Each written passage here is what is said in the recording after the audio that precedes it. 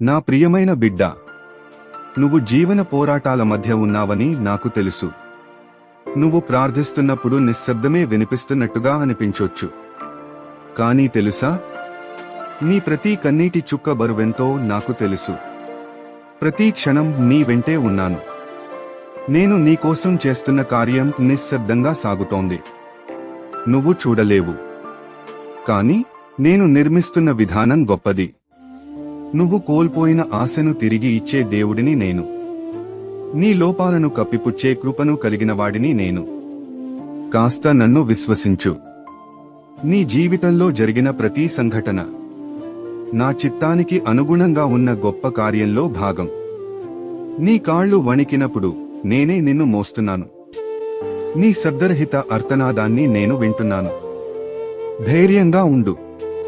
నీ గురించి నేను మర్చిపోలేదు.